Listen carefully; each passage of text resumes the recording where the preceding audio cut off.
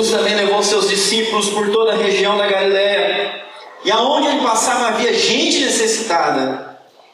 E ele curou e tocou todas as pessoas e os discípulos ali, acompanhando, vendo. A gente tem acompanhado cada passo dessa jornada. E hoje eu convido você para viajar comigo, com Jesus, com os discípulos, 64 quilômetros até a região de Tiro e Sidom. Para tanto, eu queria convidá-lo a abrir lá em Marcos, capítulo 7, do versículo 24 até o versículo 30. Se você está acompanhando com cuidado a nossa leitura do Evangelho de Marcos, você vai perceber que eu saltei 23 versículos. Mas eu não vou deixar de estudar esses 23 versículos, eles virão em breve. Eu estou acompanhando Jesus geograficamente e eu separei um assunto para juntar com o outro lá na frente. Marcos 7, de 24 a 30, nós vamos acompanhar Jesus de encontro a outra cultura, outras culturas. O versículo 24, eu começo dizendo: Jesus saiu daquele lugar e foi para os arredores de Tiro e de Sidom. Entrou numa casa e não queria que ninguém o soubesse. Contudo, não conseguiu manter em segredo a sua presença. De fato, logo que ouviu falar dele, certa mulher, cuja filha estava com um espírito imundo, veio e lançou-se aos seus pés. A mulher era grega, cirofenícia de origem, e rogava a Jesus que expulsasse de sua filha o demônio. Ele lhe disse: deixe que primeiro os filhos comam até se fartar, pois não é correto tirar o pão dos filhos e lançá-lo aos cachorrinhos. Ela respondeu: sim, Senhor, mas até os cachorrinhos debaixo da mesa comem das migalhas das crianças. Então ele lhe disse: por causa desta resposta você pode ir, o demônio já saiu da sua filha. Ela foi para casa e encontrou sua filha deitada na cama, e o demônio já a tinha deixado. Fenomenal, não? Que é isso? Quando a gente viu uma coisa e acha agora é o máximo que Jesus poderia fazer, chega uma história dessa, uma história absurda dessa. Vamos orar. Senhor, a gente fica maravilhado diante de todas as obras que o Senhor Jesus realizou, e queremos que o Espírito, Senhor, venha agora inspirar o nosso coração, iluminar nossa mente, para tirar o máximo proveito do ensinamento desse Evangelho de Marcos. Que o Senhor possa trazer esperança para aquele que está vivendo debaixo da opressão. Que o Senhor possa também despertar no nosso coração para sentir compaixão de pessoas diferentes de nós, de outra cultura, de outros pensamentos. Pessoas que o Senhor ama e que o Senhor quer alcançar. Abençoa, usa-me e abençoa o teu povo, para que o coração deles esteja pronto para ouvir. Em nome de Jesus nós oramos. Aqueles que concordam dizem? Amém. Amém. Amém. Gente, essa história é muito legal. E eu gosto muito de ler a Bíblia e estudar histórias como essa. E eu gosto ainda mais quando eu percebo que as minhas ovelhas, os irmãos que eu amo, também estão aprendendo a usar a Bíblia e começam a fazer isso por si só. Eu não quero que vocês sejam dependentes do sermão. Eu quero que vocês, na casa de vocês, saibam fazer o lanche rápido, que é uma meditação, né, na palavra, mas que vocês também saibam preparar um alimento completo, um estudo aprofundado da palavra. Então eu queria ensinar você um jeito melhor, um jeito mais sólido para estudar a Bíblia. E a maneira mais sólida não é a gente apenas ler como se fosse escrito para a gente, isso é meditação, é muito importante também. Mas quando se diz estudo, é muito importante a gente saber fazer perguntas para o texto que a gente está lendo. Então hoje eu vou pregar respondendo perguntas para assim vocês irem aprendendo a fazer na casa de vocês. Esse texto é maravilhoso demais. E a gente já começa com ele mostrando que Jesus saiu dali e conduziu seus discípulos para fora do país. Então a gente pode começar com essa pergunta: por que Jesus conduziu seus discípulos para fora do país? A gente já sabe que Jesus é judeu, Ele é o Messias, o Salvador prometido. E a gente sabe que o Salvador, conforme diz os profetas, viria da linhagem de Davi, seria um judeu. E que viria para salvar o povo de Israel, a nação escolhida e eleita por Deus, diante de muitas nações, como o seu povo predileto. Mas no meio do ministério a gente vê Jesus marchando para fora dos limites geográficos da nação de Israel. E por quê? Por que ele faz isso? Primeiro, nos primeiros versículos ali, mostra que Jesus foi questionado pelos fariseus e escribas. Nós vamos estudar esse texto nas próximas semanas ainda. E Jesus, meio que cansado de toda essa perseguição, ele faz 2 ou 3 viagens missionárias com seus discípulos por outras regiões mais distantes. Primeiro em Tiro e Sidom, depois pela região de Decápolis também e em volta do lago. Deixando para trás essas pessoas que estavam questionando os seus modos, questionando a sua conduta, questionando se ele era de Deus mesmo, já que ele não seguia a tradição religiosa da época. Outro motivo por que Jesus leva os seus discípulos para fora do país é para combater o preconceito dos judeus contra os pagãos. Jesus só teve discípulo judeu. Todos eram judeus. E o judeu tem muito preconceito para com aqueles que eles chamam de gentios ou pagãos. Sabe o que significa isso? Pagão é aquele que não tem Deus.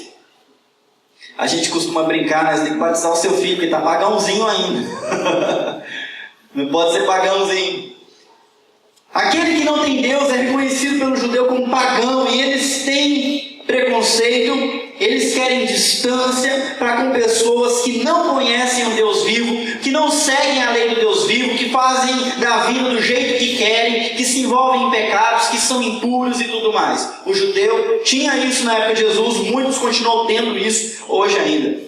Gente, o negócio é tão sério que para eles é complicado ir na festa de uma pessoa gentia, é difícil para eles. Muitos preferem não ir. E aqueles que iam nas festas levavam a comida de casa. Imagina você, um amigo teu lá do mundo te convida para ir na casa dele para uma festa. E na hora que a festa está rolando, está saindo refrigerante, comida para todo mundo, você abre a sua mochilinha e traz o seu suquinho que você fez na sua casa, a sua garrafinha, a sua banana, o seu lanchinho e começa a comer.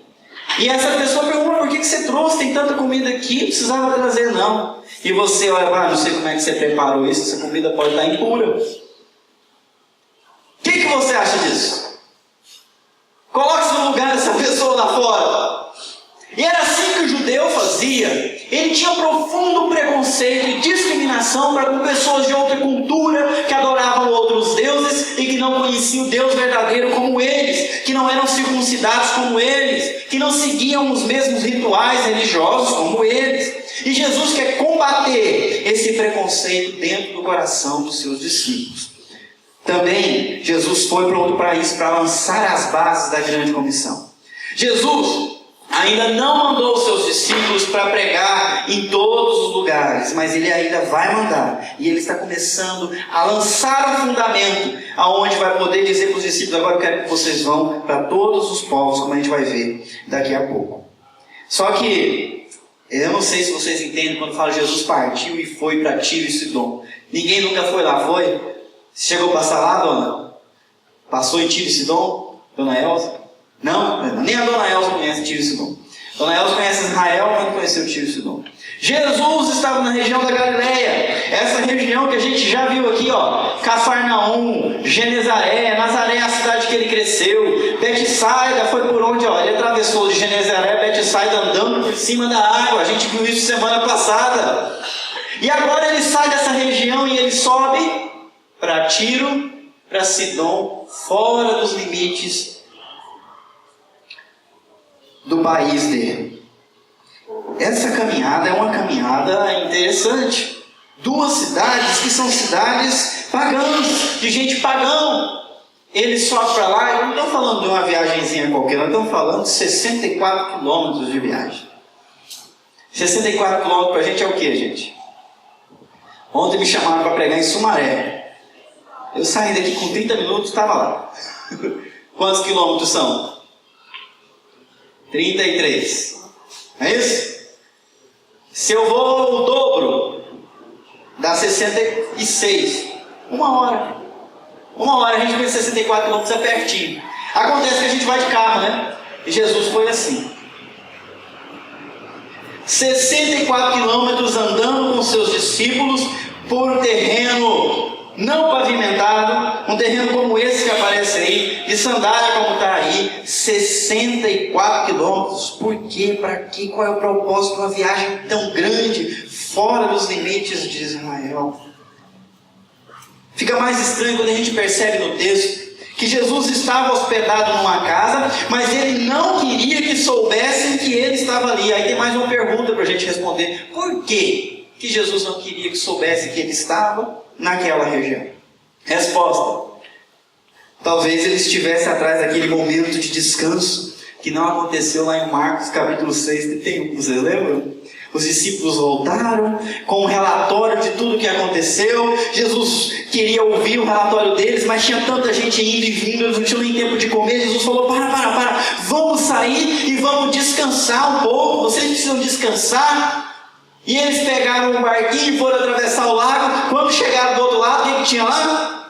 Uma multidão pronta, esperando, cheia de novas necessidades. Então eles não tiveram a chance de descansar. Jesus multiplicou os pães, despediu a multidão, foi até às 6 horas da tarde, depois subiu para o monte, orou das 6 até às 3 da manhã, 9 horas de oração, acudiu os discípulos que não aguentavam mais remar no meio do lago, no meio do caminho, atravessaram para o outro lado, começaram a ser arguidos e perguntados a respeito de sua conduta, resolveram viajar, já emendar uma viagem de 64 quilômetros a pé.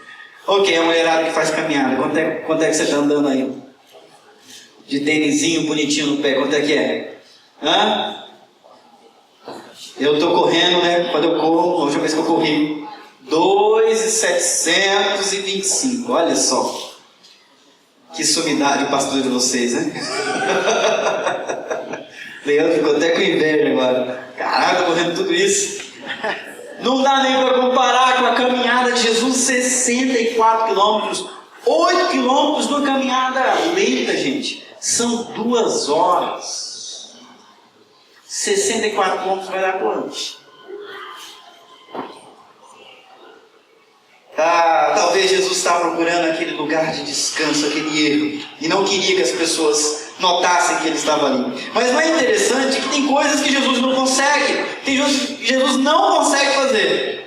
O texto falou que ele queria que ninguém soubesse, mas não conseguiu, não pôde, porque logo se alastrou a notícia de que ele estava por ali, e apareceu quem mesmo, gente? Quem lembra do texto? Apareceu uma mulher. E aí vem mais uma pergunta: quem é esta mulher desesperada buscando Jesus?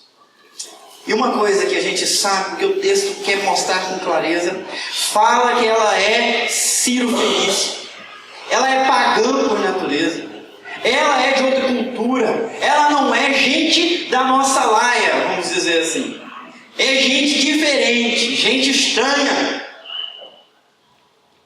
Mas ela vem buscando Jesus. E quando ela vem buscando Jesus, a gente vê alguém buscando Jesus, a gente quer logo arranjar uma desculpa para essa pessoa estar buscando, né? Mas deve ser filho de crente, por isso está buscando, né?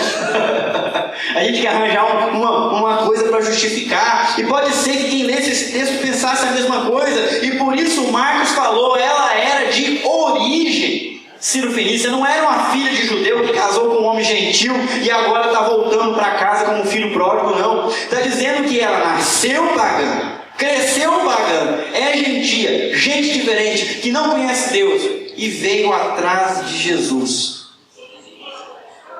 Mas não é só isso. Ela é também uma mãe de uma filha que é atormentada. Atormentada por quê? Atormentada por um demônio. Do mesmo jeito que aconteceu no passado, ainda acontece hoje.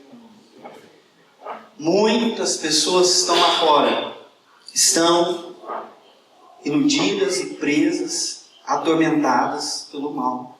Sabia disso?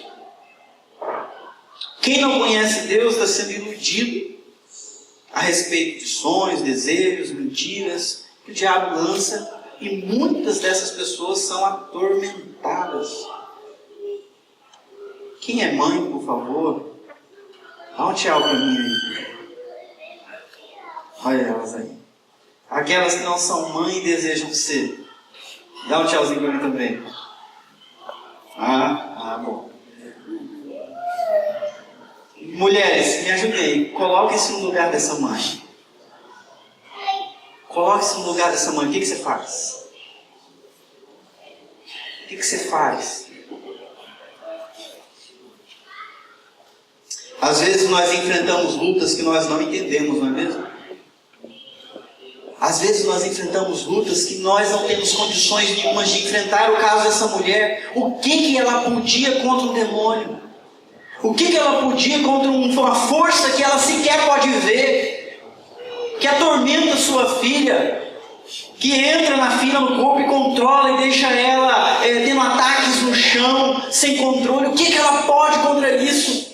Ela não pode nada. Mas ela ouviu falar de um tal de Jesus que lá em Israel já tinha feito muitos prodígios, expulsado demônios e curado enfermos, de todos os que buscaram. E ela não pensa duas vezes, ela corre até lá, ela deixa a filha dela em casa e ela vai buscar a graça de Jesus para curar a sua filha, para libertar a sua filha. Do mesmo jeito, hoje, lá fora, há pessoas que estão procurando, batendo na porta de tudo quanto é meio, caçando uma solução para os seus problemas, para os seus tormentos, para as suas dificuldades. E a gente sabe onde é que está a resposta, onde é que está a solução para essas pessoas, meus irmãos? E quem é que representa Jesus hoje? Quem? Nós! E essas pessoas estão lá, caçando no espiritismo, caçando numa filosofia, caçando em tudo quanto é lugar, resposta para o seu vazio, resposta para o seu tormento. Muito parecida com a história dessa mulher. Mas ainda podemos fazer mais perguntas. Vocês viram como é que Jesus tratou essa moça? Essa senhora? Deixa eu perguntar para você, por que Jesus comparou ela com um cachorrinho? Conversa estranha essa, não? A moça chega pedindo, rogando. O texto fala que ela rogava. O termo, ele está num contínuo, porque ela ficou rogando, ela ficou insistindo, ela se debruçou sobre os pés de Jesus e ela não dava sossego. Jesus pediu: Jesus, tem misericórdia, tem misericórdia, tem misericórdia. Não dava sossego. Um outro evangelista diz que ela ia atrás, sem arredar o pé, pedindo para Jesus mudar a história da filha dela.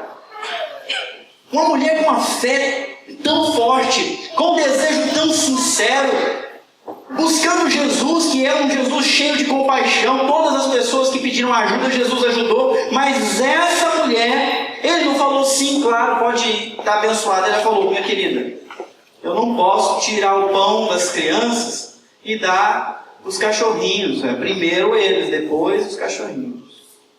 Por que Jesus a comparou com o cachorrinho? Imagina Jesus falando assim com você. Sabia que ele falou? Ou, para responder essa pergunta, entende o seguinte: a prioridade de Jesus era os judeus. A salvação vem dos judeus. Ele veio para os seus. Quando Jesus mandou os seus discípulos, 2 a 2, os 12, lá em Mateus 10, capítulo 5 e 6. Me ajude. Jesus enviou esses 12 com as seguintes instruções: não se dirijam aos gentios, nem entrem em cidade alguma dos samaritanos. Antes, dirijam-se às ovelhas perdidas de Israel. Não mexe com gente de outra nação. Eu quero que vocês preguem para os judeus. Em um outro momento, aliás, no mesmo momento que nós estamos lendo hoje, só que no Evangelho de Mateus, ele fala bem assim para a mulher, essa mesma mulher: eu fui enviado apenas às ovelhas perdidas de Israel. A prioridade de Jesus era os judeus. A gente tem que erguer a mão e dar graças a Deus, porque chegou até nós hoje. Mas começou pelos judeus. Ele pregou para os judeus. Ele queria que os seus compatriotas se convertessem primeiro, para trazer o Evangelho até nós. Agora, uma coisa também precisa ficar clara: Jesus não a tratou como um cão. Eu quis colocar isso aqui. Porque tem dois tipos de cachorro que a gente se relaciona, não é, gente? Tem aquele cachorrinho bonitinho, filhotinho, que a mulherada vê e já começa, né? Que bonitinho.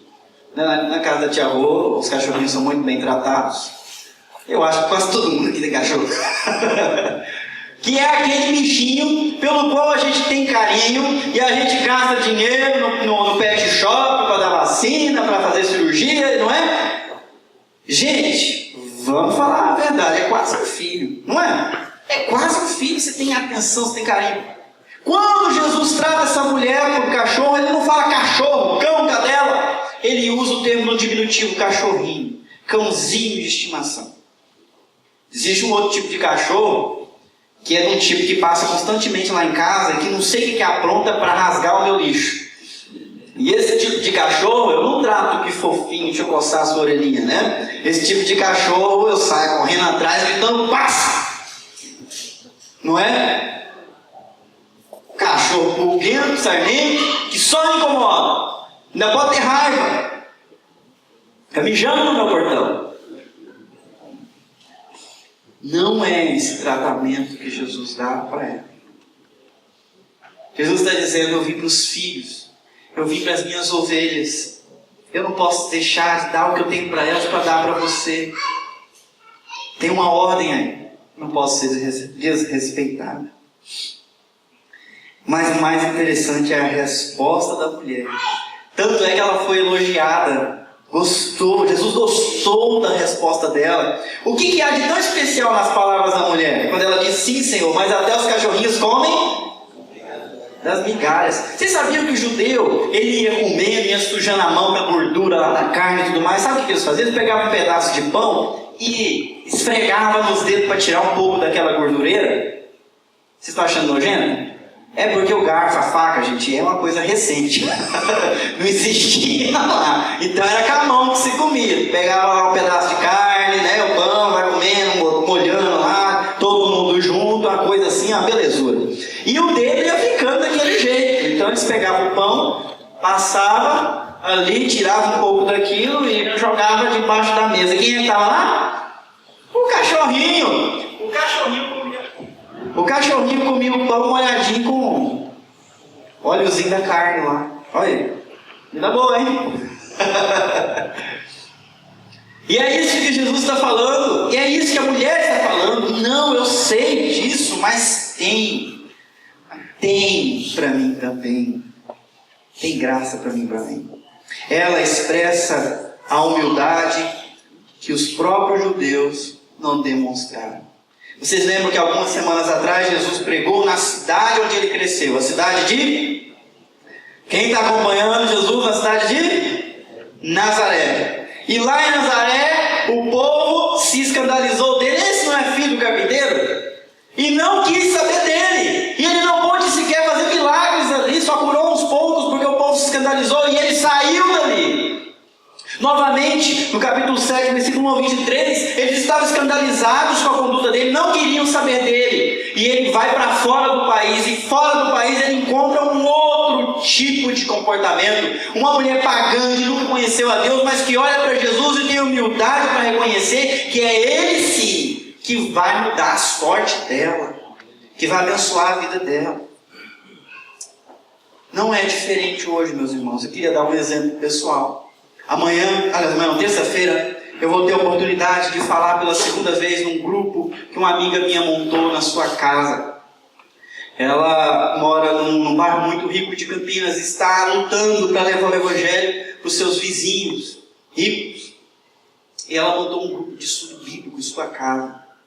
40, 60 pessoas reunidas de 15 em 15 dias na casa dela. Eu já preguei lá uma vez, e agora eu quero que eu vá lá de novo. Enquanto aqui eu tenho que ficar de olho na hora. Eu perguntei para ela quanto tempo eu tenho para pregar. Pastor, aqui a gente é 1h30. Você vai falar durante 1h30. Eu falei, tá bom, nossa, vou ter que me preparar bastante para falar 1h30. Não são crentes, são vizinhos interessados em estudar a Bíblia. Ok? Estou lá me preparando. quando na quarta-feira ela me manda um e-mail: pastor, tem como você mandar as referências do estudo que você vai dar na terça? Porque eles gostam de receber antes para estudar e achar na Bíblia. Eu vou dar o estudo terça-feira. Na quarta-feira agora ela estava me cobrando de novo as referências para o povo ler os textos antes. Não são de igreja, não são frequentadores, mas olha a fome, olha a sede, olha o interesse. Igual essa mulher pega o judeu, volta no bolso e leva para casa. Muitas vezes é assim.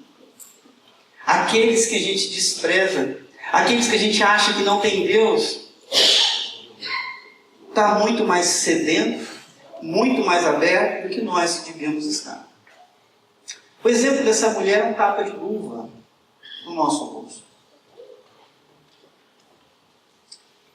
A gente devia estar se identificando com ela, mas é mais fácil nos identificarmos com o judeu, hipócrita, fariseu, escriba, que rejeita Jesus, que não valoriza Jesus, enquanto tem gente lá doido para chegar à sua vez. E quer saber de uma coisa? Eu gosto muito de pregar aqui, tá? Principalmente a escola dominical. Vocês acham que eu gosto do culto à noite? Eu gosto da escola dominical, mais do que do culto à noite. Se você ficou curioso por quê, você tem que vir ver que eu não vou falar também. Gosto mais da escola dominical, eu gosto muito de falar aqui à noite. Mas está surgindo uma paixão no meu coração por falar para aquelas pessoas lá, viu? Eu começo a falar, aquele povo fica assim, ó. Não sabem nada da Bíblia, nada. E tudo que eu falo para eles é novidade. Tudo que eu falo, eles estão assim comendo, sorvendo, perguntando, participando, com uma alegria, como essa mulher doida para comer uma migalha que seja. E se sentir satisfeita. Meus irmãos, nós devemos tomar muito cuidado com esse texto. João 1, 11 e 12. Leiam comigo. Veio para o que era seu. Jesus veio para os seus. Mas os seus não o receberam. Contudo, aos que o receberam, aos que creram em seu nome, deu-lhes o direito de se tornarem filhos de Deus. Começou pelos judeus, mas os judeus não quiseram. Então foi ampliado para todo mundo que quiser. E isso vale hoje. Se nós não quisermos, há gente que vai querer. Nós temos que querer tanto para nós, quanto para aquelas pessoas que a gente menospreza, que a gente despreza, que a gente discrimina. Porque é essa a grande lição desse texto que eu queria que a gente aprendesse. Como Jesus pode salvar quem os judeus achavam que não merecia salvação? Jesus é judeu, descendente de Davi. É um povo santo, eleito, exclusivo, que devia se separar do resto das nações, mas não. Ele veio salvar as pessoas de todas as culturas. Não se assuste com isso, Apocalipse 5:9. Pois foste morto e com teu sangue compraste para Deus homens de toda tribo, língua, povo e nação. Graças a Deus por isso, senão eu, descendente de africano, nunca ia. Não nasci judeu, olha meu nariz, não é judeu. Mas a graça do Senhor Jesus se manifestou na minha vida. E vocês também, quantas raças nós temos aqui representadas? Tem gente mais africana que eu, tem gente menos africana que eu. Tem os europeus aí, né? O vozinho branquinho lá, ó, descendente gaúcho, veio lá da Europa. A graça nos alcançou, meus irmãos, porque Jesus Cristo, ao morrer na cruz, comprou com seu sangue puro e precioso todo tipo de gente. Não importa a raça, não importa a cor, não importa o sexo, Jesus ama e quer resgatar essas pessoas. Se é assim, quem sou eu para ter preconceito com uma ou outra? E hoje o negócio ainda está muito mais complicado, porque as tribos não estão longe, elas estão ao nosso redor. Na nossa cidade, uma metrópole, há gente de tudo quanto é jeito. Tem gente que, se você for conversar, eles falam português como você, mas você não entende eles, porque a cultura deles é outra. Estão perdidos. Eu digo para você, Jesus ama eles e quer salvá-los. Possivelmente aquelas pessoas que você despreza, os casqueiras da sua rua, Jesus ama eles e quer salvá-los. Os bandidos, as prostitutas, os homossexuais, os negros, os brancos, os gordos e os magros também. Os que são considerados feios, aqueles que acham que a beleza é a coisa mais importante, vivem na academia, não por saúde, por estética. Jesus ama-os, quer restaurá-los.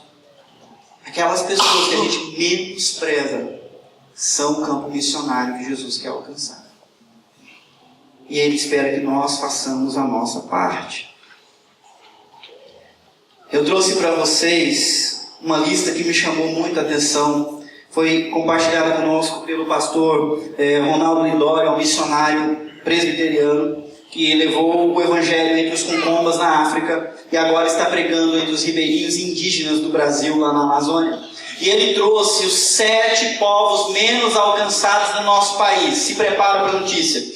Nós temos, como por exemplo, os indígenas. No nosso país, ainda temos 121 etnias, ainda sem nenhuma presença missionária. Eles não têm um versículo na sua língua, eles não têm ninguém para dizer para eles que Jesus já veio, morreu, ressuscitou para salvar a vida deles. Estão completamente na escuridão. Nós temos ribeirinhos. Existem 35 mil comunidades sem a presença de uma igreja evangélica sequer lá nos rios da Amazônia. Tem um amigo nosso, do nosso presbitério, que foi para lá, o pastor Márcio, e está lá andando de voadeira para cima e para baixo, pregando para esse povo. Sabe o que é voadeira? Não? É um barco com casco plano, que corta as águas do rio Amazônia. Chama voadeira porque ele vai meio que saltando assim, tof, tof, tof. É isso que eles usam lá. Não tem estrada, a estrada é o rio. 35 mil comunidades não alcançadas. Ciganos, aqui em Campinas tem, vivem em nosso país, lê para mim o número aí, 700 mil ciganos que não conhecem o Evangelho. Apenas 14 para alcançar 700 mil missionários trabalham junto a eles. 14 missionários para 700 mil. Eu oro para que Deus desperte missionários na nossa igreja, para alcançar esse tipo de gente. É a nossa missão. Quilombola. Isso não é uma fruta. Tá? São os descendentes de antigos escravos, estão espalhados por cerca de 3.500 comunidades registradas pelo IBGE, sendo que 2.000 comunidades não contam com igrejas evangélicas. São aqueles negros, muito mais negros que o Dinho, descendentes de africano, que tem a sua cultura preservada da África e não conhece Jesus. Não tem ninguém pregando para eles, são pobres, estão lá presos nas suas crendices ainda. E é claro, os sertanejos. O nosso irmão Wilson morre de vontade de alcançá-los. Que Deus abençoe essa vontade. Há cerca de 2.000 assentamentos sertanejos, especialmente no Norte e Nordeste, sem a presença de nenhum crente. Ok? Tá bom para você? Não? Tem mais. Imigrantes. Você sabia que há 100 países no mundo que estão representados no nosso Brasil? E desses 100 países representados, gente estrangeira morando aqui, 27 são fechados à evangelização?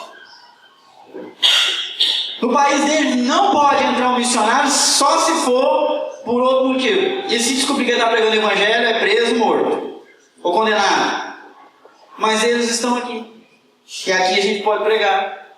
Que oportunidade vieram para o Brasil para tentar uma chance na vida. Quem dera se encontrasse um crente do Senhor Jesus Cristo que fizesse amizade com ele e pregasse o evangelho para ele. Porque quando ele voltar para o país dele, ele vai ser o missionário.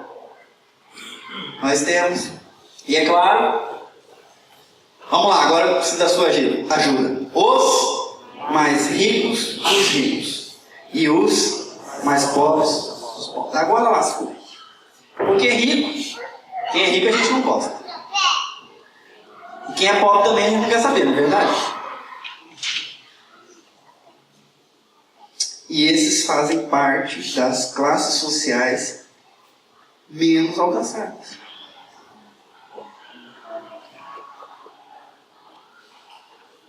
aqueles que estão morando debaixo do viaduto, nas ruas, os becos, à mercê do crack, vícios, drogas e tudo mais. São pessoas que merecem a nossa oração e o nosso envolvimento missionário. Eu tenho pouquíssimo tempo, então eu vou embora. Para você refletir, decidir e agir. Vamos lá. Responda com sinceridade para você mesmo. Há preconceito no seu coração, impedindo de amar o próximo que Deus colocou ao seu lado? Se há, eu queria que você entregasse diante de Jesus esse preconceito. Mas Jesus, me ajuda a ruir com esse preconceito. Eu digo para você que sempre há. Sempre há aquele tipo de gente que a gente não quer se relacionar. Jesus os ama. Jesus quer que eles ouçam o Evangelho. Possivelmente Jesus quer que você vá. Você tem se esforçado para vencer as barreiras da separação cultural? Isso aqui é uma loucura. Jesus andou 64 quilômetros a pé. Isso já é um absurdo. Mas hoje o movimento missionário que a gente tem que fazer também é absurdo. Gente, eu vim do interior de Minas Gerais. Eu fui conhecer o computador com meus 16 anos. Uma tela touch eu tenho hoje por causa que a irmãzinha muito abençoada me deu um celular. E eu tinha um áudio ontem para mostrar lá no sumário onde eu estava pregando. Eu não conseguia compartilhar o áudio, eu não sei mexer nesse negócio não. E hoje todo mundo usa internet, Facebook, Twitter e tudo mais. Gente que pensa diferente. Campo missionário, eu tenho que fazer um esforço danado para conseguir comunicar com essa turma. Não é não? Cadê aqueles que nasceram de 80 para trás aí? Sabe como é que é? Mexer com o computador, mexer com o programa. Meu Deus do céu. Complicado. Tem uns que são nerds ali, que nem o Rodrigo, gosta desse negócio. Mas eu sou para conseguir, viu? O Isaac também se vira bem, né, Isaac? Mas eu... E vocês aí que tem a cabeça mais branca, como é que faz? Para alcançar os adolescentes que tem a cabeça moldada por desenho. Totalmente diferente do que você pensa, não é? A cabeça toda virada. Ai meu Deus, é muito difícil comunicar com esse tipo de gente. Pois é, olha o esforço missionário que você vai ter que fazer para entender a cabeça deles e comunicar o Evangelho de um jeito que eles entendem. A gente também precisa vencer essas barreiras de separação cultural. Daqui a pouco alguém vai falar melhor que eu sobre isso. E você pode alcançar alguns desses grupos menos alcançados? Você tem condições de se aproximar dos pobres, ou então dos ricos? Deus te colocou para trabalhar para os ricos.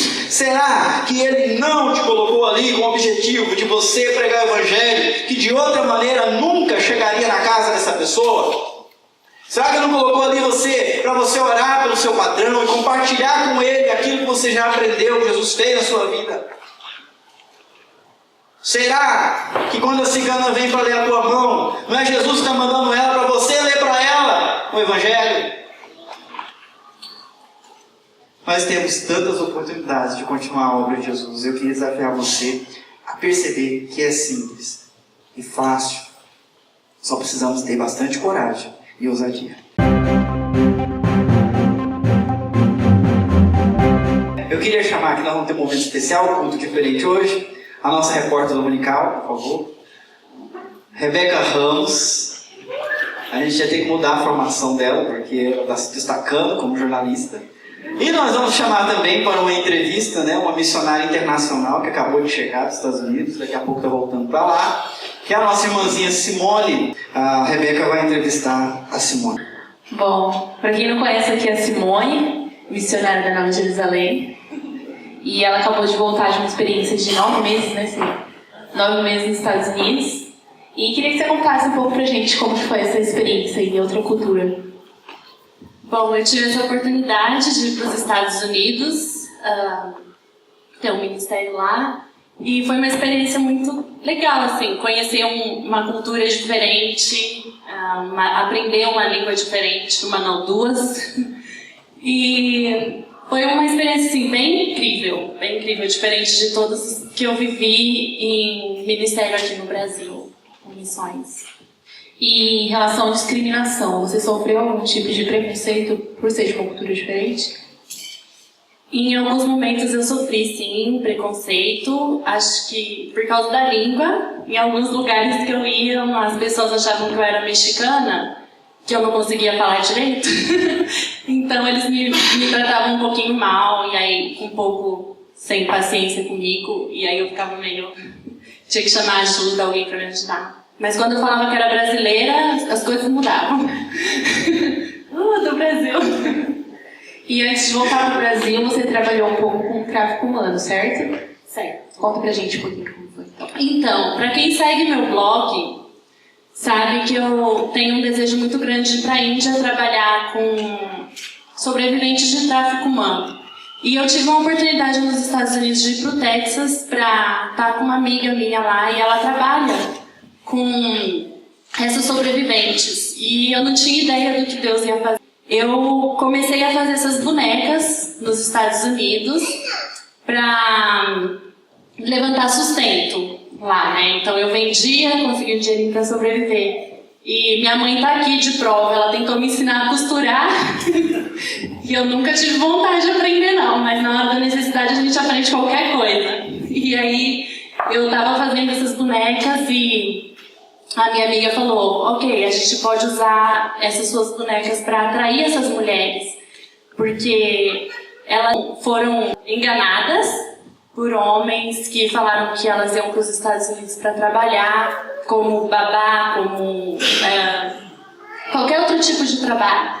E chegando lá, eles colocavam elas dentro de quartos e vendiam elas por anos, por 10 anos ou mais.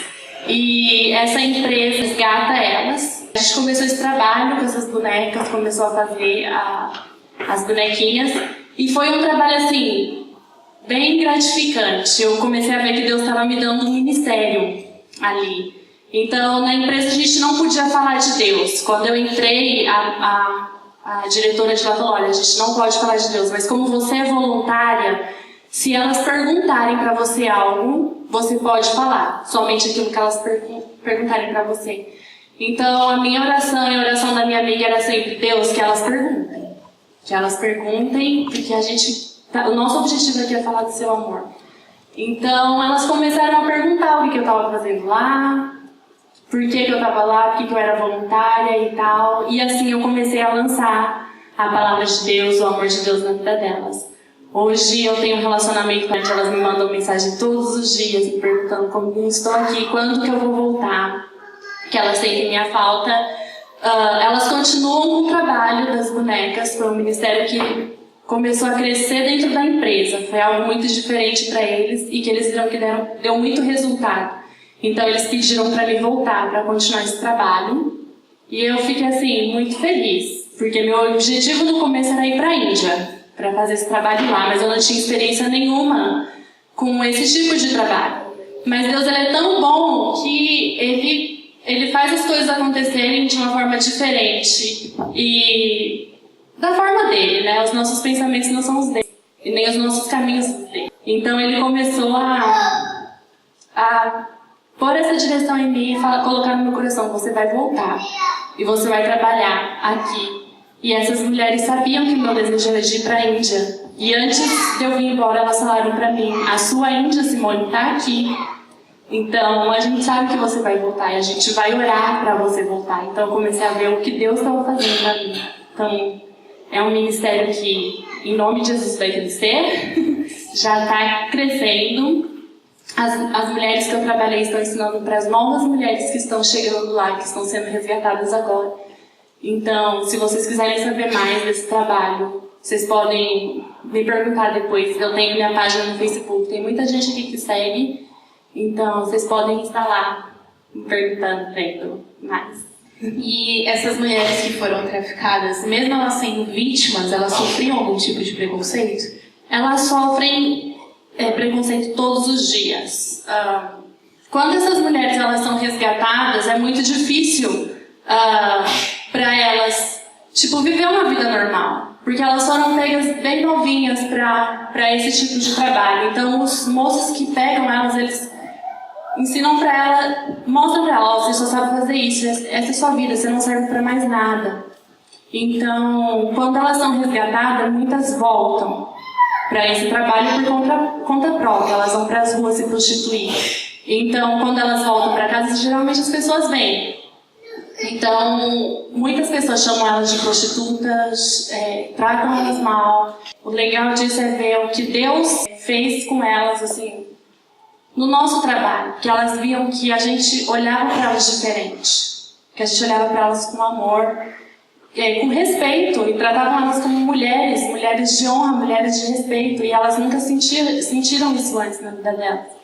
E muitas agradeceram muito, assim, em questão de que fazer essas bonecas foi o primeiro trabalho que elas tiveram, feita com as próprias mãos, foi a primeira renda de dinheiro, assim, elas puderam vender essas bonecas para a primeira renda delas, com esse trabalho que a gente começou lá.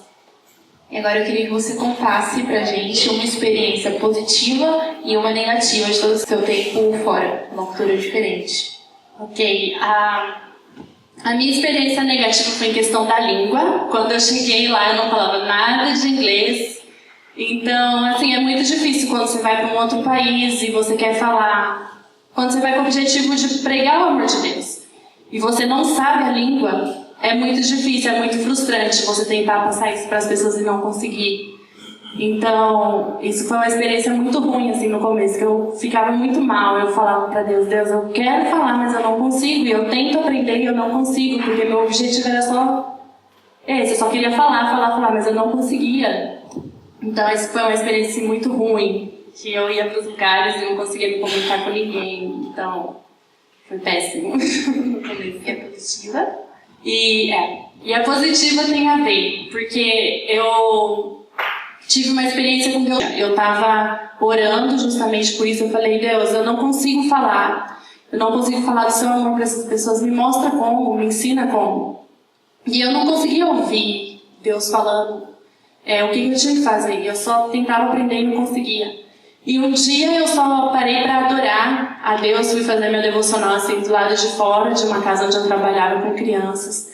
E eu peguei o violão e comecei a cantar uma música assim, do lado de fora, e estava cantando em português normal, cantando e dando um tempo ali com Deus. E de repente um moço estava passando de bicicleta e ele me viu ali cantando, e ele só parou a bicicleta, entrou dentro do quintal da casa e sentou ali do meu lado.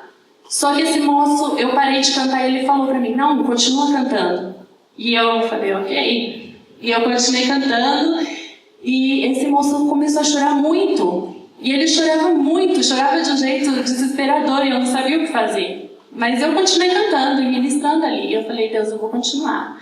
E eu continuei cantando, e de repente esse moço parou de chorar. E ele só levantou, e ele só me agradeceu. Ele falou, muito obrigada. E saiu andando. E aí eu olhei e falei, Deus, o que foi isso? O que foi isso, Deus, que eu não entendi?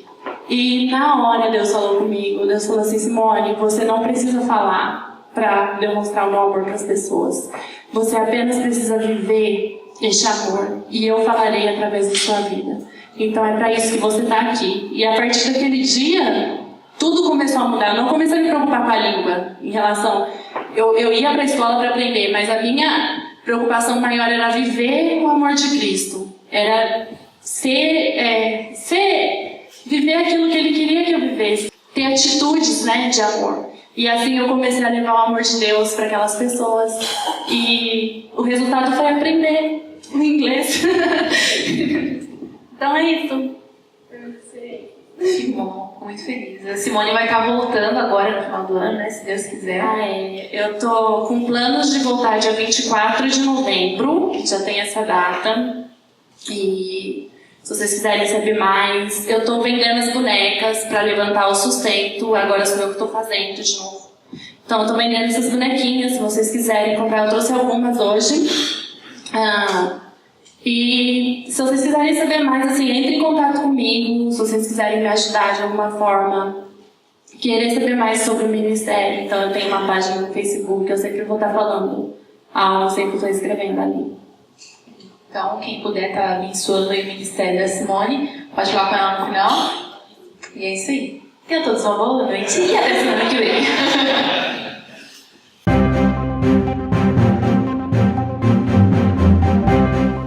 Gente, eu não sei, acho que vocês não conhecem a Simone igual eu conheci. Quando eu cheguei aqui, era uma menina magrela.